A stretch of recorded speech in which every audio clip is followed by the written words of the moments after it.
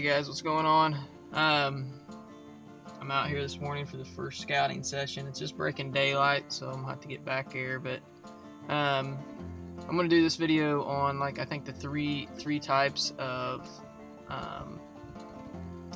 scouting. I think the first one is like boots on the ground, like actually out walking scouting, and I like to do that a little bit earlier in the season.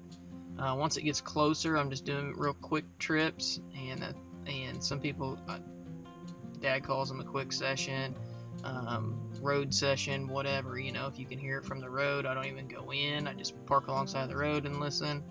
And then the third type would be like hunt scouting and scout while you hunt. Typically, I do that like on an out-of-state hunt, or if I went to my areas and I can't get something to gobble and I go and try a new place on public ground. This is a spot actually where I killed my first turkey many moons ago. So I'm gonna go and walk back here. It's a pretty good little walk. Hopefully hear the first gobble of the year, and I'm gonna check out a new camera I got and see how it does. So we'll be back with you guys here in just a little bit.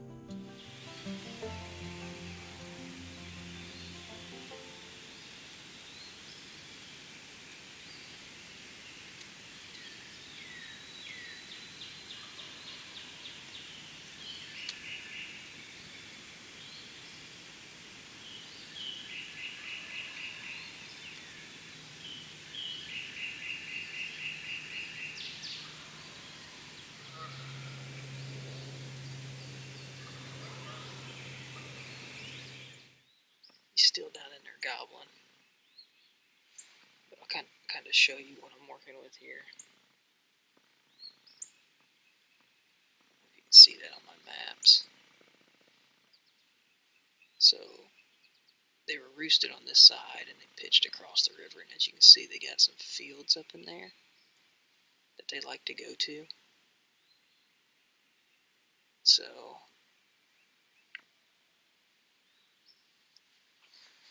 tomorrow morning I might go to that property on the north side and see what we hear, and work in from that way. There's a little bit of sign though in here. There's quite a bit of scratching on the ground. Leaves are all tore up, so they've been in here. Hey guys, I kind of wanted to do a recap of what kind of went on this morning, and kind of talk about what I did. In the truck before I walked out, I talked about you can break scouting down into 3 phases, and I truly do believe that. And that first phase is that boots on the ground, and that's the early phase. I've almost got a month before season starts here, and as I mentioned earlier, I was going out trying to hear that first bird gobble. Now, like I said, I know this ground. I killed my first turkey here, and it's public. And I wanted to come in. There's a big river in here, and it's very hard to get across. And I couldn't cross it today because it was too high. But I wanted to see which side of the river those birds were on, and they were where I thought they were going to be. They were on the north side. I entered from the south to try and play it safe, to not bump anything. They were on the north side, so now in the weeks to come, maybe tomorrow or next week sometime, there's another access point on the north side. So it's about a mile from here, and I'm going to go in that way and see if those birds are pitching down and doing kind of the same routine. Second phase is what I call quick scout. So after I've checked a bunch of spots in the first series of scouting, once I've checked all those spots and I generally know how many birds are in each spot, and I know where they're going, and I know where they're roosting, I've pretty much got them patterned out, I jump into my second phase. And that second phase is what I call quick scout.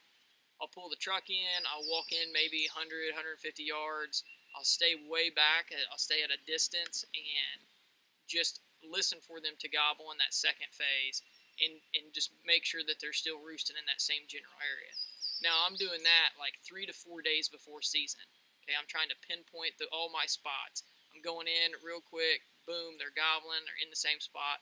I'm getting out, I'm jumping in the truck, and I'm going to my next location. Yep, he's still there, and I'm going on. These are quick checks just to make sure that they're going to be there that opening day or opening week if I need them to be there. Third phase third phase is hunting and scouting at the same time. Okay, now scout hunting is a scenario that you don't like to be in, but sometimes you're just in. First example of that is if I'm out of state and I'm going to a new spot or a new state and I don't know anything about the place and I've only got 3 to 4 days to kill a bird. I'm hunting the entire time, but I'm scouting. I'm walking through. I'm looking for scratching. I'm looking for droppings on the ground. I'm listening where they're roosted at in the morning and figuring out where they're going and trying to put a game plan together in 3 to 4 days. The second scenario of scouting while you're hunting is if your spots haven't worked out, or if you woke up late, you missed your alarm, and you got to the public access late, and somebody's in those key spots that you've already been, so you've got to go to a new spot that you may not have been to before. So you're going back in there and you're hunting, but at the same time you're scouting it. If you're walking down through there, you're not hearing anything. Maybe you've got there later in the morning, and the birds aren't gobbling; they're with hens or whatever. But if you're finding fresh scratchings, if you're finding droppings in the ground, you know that there's turkeys there in that area. If you don't hear anything and you're not seeing any sign, then you can pretty much cancel it out, write it off, and head to another spot. So those are the three phases. But I still think with all three phases, you need to have some sort of objective that you're trying to complete while you're scouting. If your objective is just to go out in the first phase and hear a bird gobble, you're really selling yourself short, and you're not getting everything that you need out of it. This morning I wanted to come in. I wanted to hear where those birds were roosted. I wanted to know what time they flew down. I wanted to know what direction they went once they flew down, and then kind of where they were hanging out an hour after they flew down. I stayed back there for a while, just sitting there. No calls. I have nothing on me but my phone and my camera. I let them, wake up on their own. They're gonna go through their cycle this time of year, and I sat back there and I just hung out and I listened, and I just, every night listened to them after they flew down, listened for those sporadic gobbles just to kind of figure out where he's at later on in the day, and that's important. That tells you where he's going after he leaves the roost, and that's the time that you can hunt him. You can't kill him sitting on the limb, so you need to know what he's doing after that. But have some sort of plan. Once you figure out where he's roosted, where he's going. The other thing to look at is what are these birds eating on? Okay, you seen earlier in the video that I found those scratchings. Well, a lot of those were on a big oak flat, and that big oak ridge had a lot of acorns laying around, and that's what they were digging up. Another spot was out on that entry access road, and they were out there, digging around in the wheat and digging up worms and grubs and stuff like that. So what are they feeding on? Another thing to look at is the entry in and out. What is the best way to get from your parking spot to getting close to those birds on the roost as quickly and quietly as you can without being detected by them in the morning. And for one example, one of the access roads that I walk in on, I've walked in on it for 20 years. For some reason, park rangers didn't bush hog it in the past year. So as I came back this morning, that was an eye-opening experience to me. I had to figure out, I was trying to find a deer trail to get through on and to get back to that spot as the sun was coming up. This first time in, I wasn't worried about being in here in the dark.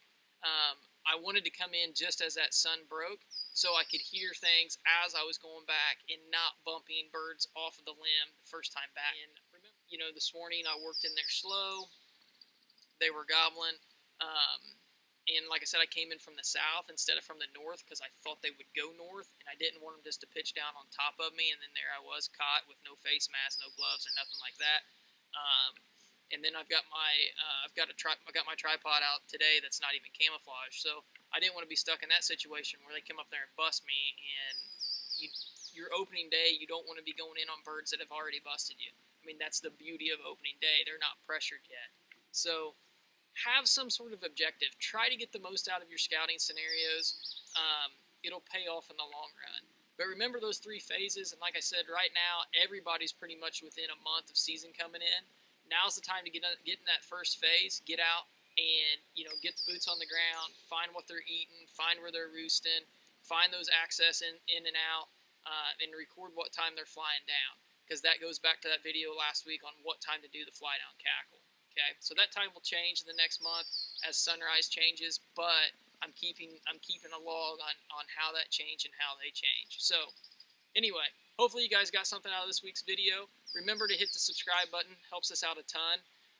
We'll be back with you next week. You can also jump over and like our Facebook page. We got some stuff on that. And remember, put your next long beard on speed dial with a Spring Fever custom call. See you guys.